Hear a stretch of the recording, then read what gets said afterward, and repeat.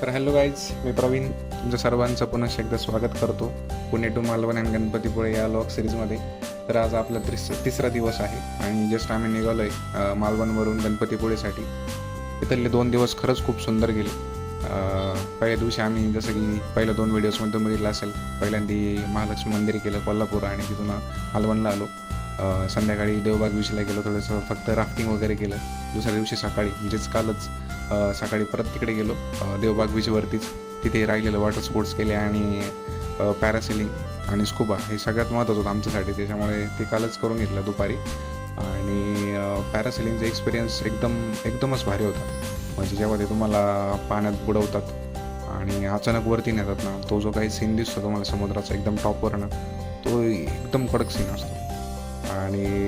आणि भरपूर वेळ करतात ते, असं नाही म्हणजे तुम्ही सिंगल जर गेला आय थिंक 800 रुपयात 800-900 रुपये घेतात. ते डिपेंड आहे म्हणे तुम्ही कोणाकडे जातात. आणि त्याच्यानंतर मग म्हणजे ऑलमोस्ट 4 ते 5 मिनटं तुमचं पॅरासेलिंग होतं तेवढ्या रुपयांमध्ये. आणि सोबतच म्हणजे एकाच बोटमध्ये बरेच जण असतात, अगदीच 10 ते 12 जण असतात एक सोबत घेऊन जातात. त्याच्यामुळे तुम्ही बाकीच्यांचं पण बघतात आणि समुद्रामध्ये थोडंसं आतमध्ये जास्त घेऊन जातात ते.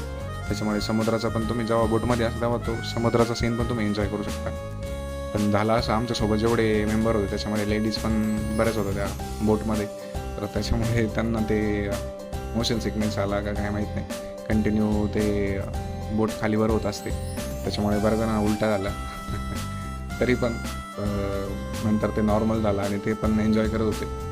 पण ते होतं आणि काही तर बोटवरनं उतरल्यानंतर म्हणजे किनाऱ्यावरती जाऊन पण असंच वाटत होतं त्यांना आपण बोटमध्येच म्हणजे बोटमध्ये असल्यासारखं हालत होते ते. हे बघा इथले रस्ते एक नंबर. हे रस्त्याने एकदम मख्खन बनवलेत, म्हणजे तिथल्या प्रशासनाने एवढे मात्र एकदम भारी काळजी घेतली आहे. तसं पण इथं पर्यटक भरपूर येत असतात, पण रस्ते खरंच खूप भारी आहेत. एक पण म्हणजे एक खड्डासुद्धा नाही आहे रस्त्याला आणि आजूबाजूला एकदम हिरवळ आहे. त्याच्यामुळं टेम्परेचर एकदम म्हणजे कमी असतं. असं काही आपल्याकडे तसं हीट जाणवते खूप, तसं इथं आता अजिबातच हीट नाही जाणवते. आम्ही एवढं रायडिंग जॅकेट हेल्मेट वगैरे घातलं आहे तरी पण अशी हीट जाणवत नाही काहीच, किंवा गरम पण नाही होते. आणि जसं जसं आम्ही पुढे चाललो आहे इथनं म्हणजे मालवणवरून निघालो आहे तसं तसं दमटपणा पण कमी होत चाललं आहे. आणि त्याच्यामुळे एकदम म्हणजे एकदम कम्फर्टेबल वाटतं आहे की असं की उष्णता जास्त आहे वगैरे वगैरे असं काहीच नाही. आणि रस्ते पण असे सगळे असे नागमोडी वळणाचे रस्ते आहेत काही ठिकाणी एकदम तीव्र चढ आहेत, काही ठिकाणी उतार आहेत. त्याच्यामुळे रायडिंगसाठी एक नंबर, रायडिंगसाठी बेस्टच रस्ते. असं तर आमचा प्रवास सुरू आहे. आता टोटल 170 किलोमीटर जायचं आहे आम्हाला. असं थांबत आहे, पण थांबत इन द सेन्स कुठे पण असं जिथे जिथे समुद्रकिनारा आहे तिथेच आम्ही थांबणार आहे. असं काही कुठलं स्पॉट आम्ही निश्चित नाही केलं आहे, फक्त जस्ट चाललो आहे जिथे भारी वाटतं तिथं थांबू, असं आमचा प्लॅन आहे. तर मी कुठेपर्यंत आपलं पॅरासेलिंगपर्यंत आलो होतो. पॅरासेलिंगचं सांगितलं तुम्हाला, खरंच एक्सपिरियन्स छान होता पॅरासेलिंगचा. त्याच्यानंतर मग याला गेलो स्कुबासाठी. स्कुबाची आमची खरंच म्हणजे ती आमची ती लास्ट बॅच होती. लकीली आम्हाला जायला भेटलं त्याच्यावर. त्याच्यानंतर स्कुबा डायविंग झालीच नाही तिथे. तर सीन असा होता, जेव्हा आम्हाला स्कुबा डायव्हला नेलं तिथं आम्ही त्या म्हणजे निवती बीचच्या जवळ पोहोचलो. त्याच्यानंतर आहे ना अचानकच वारं सुरू झालं. वारं पण वाढलं आणि हाय टाईड्स म्हणजे लाटा पण मोठ्या यायला लागला. त्याच्यामुळं मग त्यांनी तरी म्हटलं की करून घेऊ, आपण करू शकतो, असं काही अडचण नाही. मग काय नाही, स्कुबा डायव्हिंग म्हणजे काय, त्यांचे 3 जण असतात, ते स्वतःच आपल्याला ते ऑक्सिजन टँक वगैरे ते लावून देतात आणि ते स्वतःच आपल्याला खाली घेऊन जातात. असं फार काही चॅलेंजिंग नाही त्याच्यात. आणि जेव्हा खाली नेतात मग नाही का पूर्ण तोंडाने श्वास घ्यायचा असतो तो. त्याच्यामुळे थोडंसं कन्फ्युजन होतं सुरुवातीला, पण नंतर जसं जसं तुम्हाला वाटतं म्हणजे जेव्हा तुम्हाला ते युज होऊन जातं काही 1-2 मिनटाच्या नंतर. पण मग एवढं करून पण तुम्हाला खाली सीन चांगले दिसले पाहिजे, त्याच्यासाठी मग नाही का डोळे उघडे ठेवणं वगैरे जरा भीती वाटते. पण ते गॉगल्स वगैरे खरंच प्रोटेक्टेड असतात एकदम, पाणी वगैरे मध्ये जात नाही, म्हणून छान म्हणजे व्यवस्थित होतं. पण झालं असं की गढूळ पाणी असल्यामुळं मासे फार काही दिसले नाही. ते होते ते त्यांच्या हातामध्ये ना एक बॉटल असते, त्याच्यामध्ये ते फिश फूड असतं थोडंसं, ते टाकतात. ते टाकलं म्हणजे ते मासे आपल्यासमोर येतात. असं त्यांचा थोडक्यात तो बिझनेसच त्यांचा. पण तरी येतात म्हणजे मासे बघायला मिळतात, पण फार कमी प्रमाण होतं आणि पाणी गढूळ होतं. त्याच्यामुळे फार काही एवढं पण काही दिसलं नाही आणि काहींना फार भीती वाटली, त्याच्यामुळं काहींनी केलं पण नाही तर असं. हे बघा, जसं जसं आम्ही रत्नागिरीकडे चाललो आहे ना, साईडने पूर्ण नारळाचे झाडं, संपूर्ण आंब्याचे झाडं असंच दिसतंय. त्यामुळे इथे रायडिंगला एक वेगळीच मजा येऊ राहील. आणि म्हणजे आता जसं बघा, काही काही ठिकाणी तुम्हाला दगड दिसत आहे साईडने, की जे म्हणजे असे रचून ठेवले त्यांनी. मे बी आपल्याकडं बांध असतो तसं यांचा काही दगडाचा बांध आहे काही ते नाही कळत आहे म्हणा. पण छान वाटते, म्हणजे लाल माती इथं संपूर्ण, आणि झाडं वगैरे एकदमच म्हणजे सीन कडक होतं एकदमच. काही काही ठिकाणी काम पण सुरू आहे रस्त्यांचं, त्याच्यामुळे थोडंफार म्हणजे तिथे काही असं काही रस्ता खराब वगैरे नाही आहे, बट असंच थोडंसं वेळ जातो त्याच्यामध्ये. आणि हे दोन्ही बाजूला जसं बघताय तुम्ही, हे एका बाजूने नारळाचे झाडं आहेत, काही ठिकाणी आंब्याच्या बाग आहेत. म्हणजे असं सगळे संपूर्ण जर बघितलं सगळ्या आंब्याच्या बागा दिसतील असं. ते बघा खाली जी माती दिसते संपूर्ण अशी लाल माती आहे. म्हणजे असं एक नवीन नवीन बघायला मिळतं आपल्याला इकडे. म्हणजे जसं आपण आपल्याकडे बघतो काय नसतं की नुसतं कॉन्क्रीटचे रस्ते, सिमेंट आपलं डांबराचे रस्ते, साईडना काही नाही, इथून तिथून हॉटेलचे जे त्याचे म्हणजे असं वेगळं काहीच बघायला भेटत नाही. तर तुम्ही असं of road in the sense थोडंसं ऑफ साईड जातात ना, तर हाच एक नवा एक्सपिरियन्स असतो. जीवनशैली पण शांत वाटतं, माणसं इथले एकदम काइंड आहेत. तर तुम्ही कोणाशी उतरून कधी पण बोला, तुम्हाला ते एक त्यांचा जो काइंडनेस आहे ना, तो खरंच खूप छान. आणि अशी आपुलकी वाटते लगेच. तर बघा इकडे हे जे दिसतंय तिथं त्या म्हणजे उजव्या सगळं नारळाचं झाड आहे. तर परत रस्ता चांगला लागलाय, बघू कुठपर्यंत लागला खराब परत. पण ठीक आहे, म्हणजे खराब म्हणजे असं काही नाही आहे, चांगलं व्यवस्थितच आहे रोड. फक्त काही काही ठिकाणी काम सुरू आहे त्याच्यामुळे तेवढंच खराब लागतं फक्त. रोड मक्खन आहेत पण काही म्हणा, रोड एकदमच मक्खन.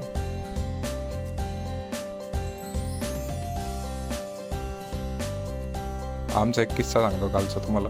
काल रात्री जेवण वगैरे झालं आणि आमच्यातले एक प्रो रायडर तो म्हणे, अरे इथे माडी मिळते म्हणे, माडी.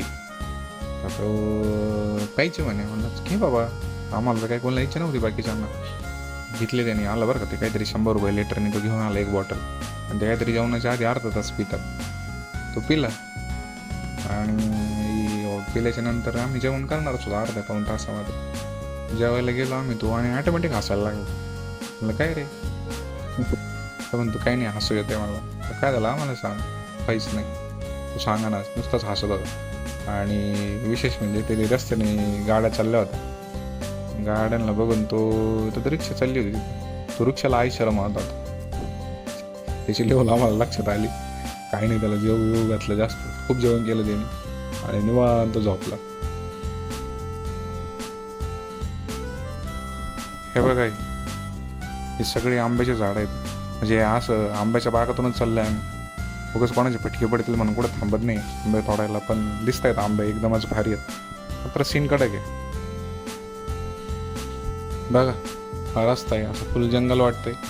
आणि आम्हाला इथून पहाटे यायचं होतं, शक्यच नाही आहे. पुढं जसं जसं पुढं जातोय अजून घनदाट होत चाललंय जंगल हे. आणि म्हणजे आंबे पण दिसत आहे साईडने, असे दगडं मांडलेले आहेत सगळीकडं. रस्ता निमुळता आहे, म्हणजे छोटा रस्ता आहे एकदम.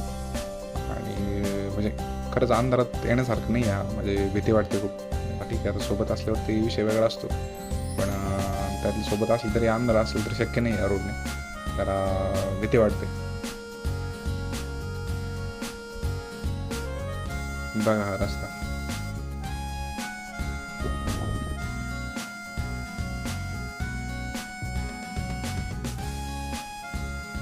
कडक एकदम असा भयानक सीन वाटतो.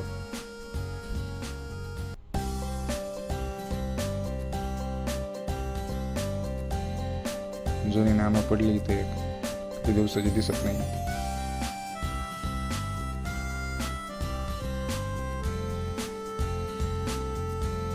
चांगला रस्ता दिसतोय पुढे मॅपमध्ये. तर आलोय जवळ. तर आत्ता आम्ही ज्यावेळेला थांबलेलो इथे, एकतर इथं हॉटेल्सच नाही या रोडला, खूप कमी आहेत. म्हणजे इवन कोल्ड्रिंक किंवा पाणी बॉटल भेटणंसुद्धा चॅलेंजिंग आहे. तर थांबलो होतो एकच हॉटेलला, म्हटलं जेवण चांगलं असेल म्हणून. आम्ही ते सगळ्यांना काजू मसाला खायचा होता आम्हाला. काजू मसाला ऑर्डर केला आणि बटर पराठा ऑर्डर केला. म्हटलं खूप भारी असेल जेवण नाही का, कोकणवाली फिलिंग, काजू मसाला वगैरे वगैरे. पण कसलं काय, अर्धा 2 तासाने ऑर्डर आली. अक्षरशः त्या ग्रेव्हीमध्ये आम्ही काजू शोधत होतो आणि काय टेस्ट पण म्हणजे उगाच नाही नाव ठेवत, पण खरंच नव्हती, काहीच टेस्ट नव्हती त्याला. तरी होतं ते आम्ही खाऊन घेतलं. त्याच्यानंतर एक थोडासा जिरा सोडा वगैरे प्यायला, मग भारी वाटलं थोडं. आणि त्याच्यानंतर एनर्जलचं पाणी पिऊन शेवटी निघालो आहे आता परत पुढच्या प्रवासाला. पण इथे खरंच खूप कमी आहेत हॉटेल्स ह्या रोडला. मे बी माहीत नाही काय कारण आहे, पण खरंच कमी आहेत. किंवा मग असं जाऊ तुम्ही गावात जाता एखाद्यानं, तर त्या गावातून जाताना गावाच्या विषयला वगैरे आहेत, म्हणजे एखाद्या चौका वगैरेमध्ये मिळतं. पण इथे असं चांगलं जेवण म्हणून असं नाहीच ह्याच जवळपास. म्हणजे रत्नागिरीच्या अलीकडे आम्ही आता थोडंसं एक अर्धा तासामध्ये पोहोचतो.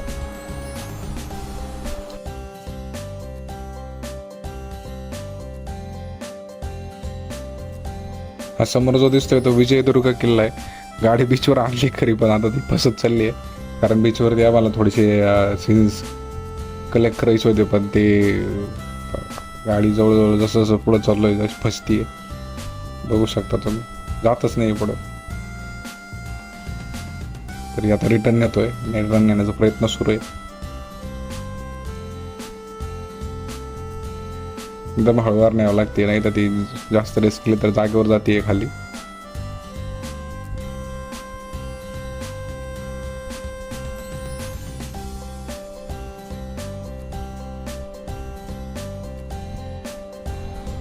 चल चल चल चल, निघते गाडी हळूहळू. रिटर्न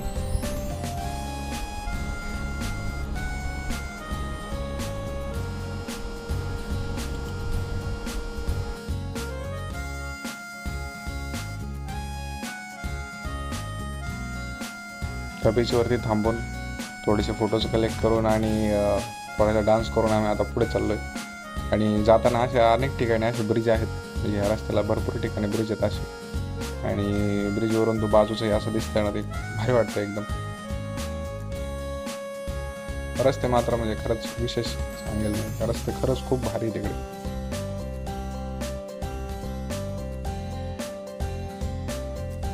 तर गाईज आम्ही जस्ट आडिवरे नावाच्या गावात प्रवेश केला आहे. आणि हे गाव महाकाली मंदिरासाठी प्रसिद्ध आहे. आणि आम्ही पण इथं दर्शनासाठी थांबतोय. तर हे आहे महाकाली मंदिर. तर गाईज रत्नागिरीच्या पहिल्या बीचवरती आपण आता जातोय. सीन तर एकदम भारी दिसतोय. बघूयात आपली गाडी जाते का तिकडे. समोरून एक रस्ता तर दिसतोय तिकडे जायला.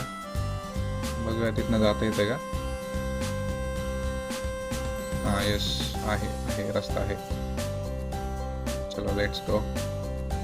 फक्त गाडी मागच्या बीच सारखी फसू नये येते. रस्ता तर क्लिअर दिसतोय. आय थिंक जाईल आता पूर्णपणे. साईडला माती आहे थोडीशी, फसती आहे गाडी जरा. पुढं तर चांगला दिसतोय रस्ता. झाडं वगैरे एकदम भारी दिसतंय ते.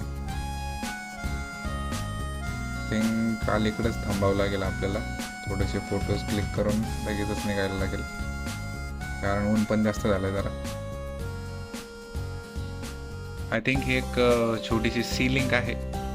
दोन्ही बाजूनी समुद्र दिसतोय आपल्याला.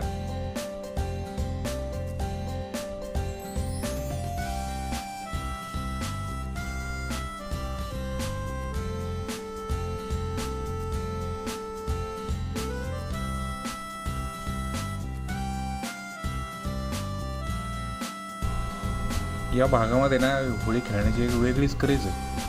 म्हणजे आम्ही जेवढं लोक बघितले ना येता जाताना फुल, म्हणजे एखाद्याला ओळखणं मुश्किल आहे, एवढी डेंजर होळी खेळतात इकडे. आता ही समोरची जनता दिसते गाडीमध्ये चाललेली, त्यांच्याकडे पण कलर्स आहे हातामध्ये. खाली कलर्स ठेवले त्यांनी आणि पूर्ण पाण्याची टाकी भरून घेऊन चाललेत. म्हणजे ते पण एक वेगळीच होळी खेळणार दिसते. म्हणजे पण असं म्हणजे इथे होळी खूपच जास्त एन्जॉय करतात लोक.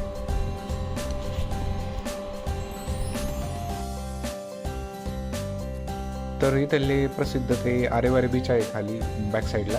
तर आम्ही तिथे जास्त वेळ न घालवतो, लगेचच निघालो आहे पुढे.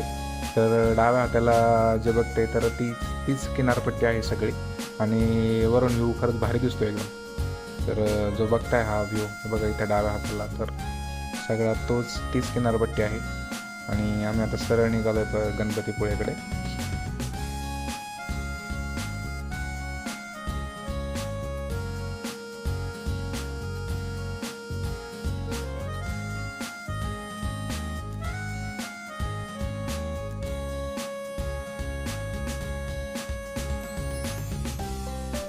तर गाईज फायनली 170 किलोमीटरचं अंतर कापून आम्ही आता शेवटी पोहोचलो आहे गणपतीपुळेमध्ये. आता इथे बुकिंग केलेलं आहे आम्ही ऑलरेडीच. तर चेकिंग करून लगेचच गणपती दर्शनासाठी जाणार आहोत. इथून फक्त 1 किलोमीटरच्या अंतरावरती मंदिर आहे. तर मित्रांनो, गणपती म्हणजे गणांचा, लष्कराचा देव, आणि पुळे म्हणजे वाळूचा किनारा. यावरून गणपतीपुळे असं नाव पडलं याला. आणि त्याच्या समोर आहे तो अथांग अरबी समुद्र आहे. जर तुमचं स्पिरिच्युअल इन्क्लिनेशन जास्त असेल ना, तर मंदिरात गेल्यानंतर तुम्हाला एक लवकरच एनर्जी फील होईल, आणि पुढचा जो नजारा आहे तो तुमचं मन मोहून टाकेल.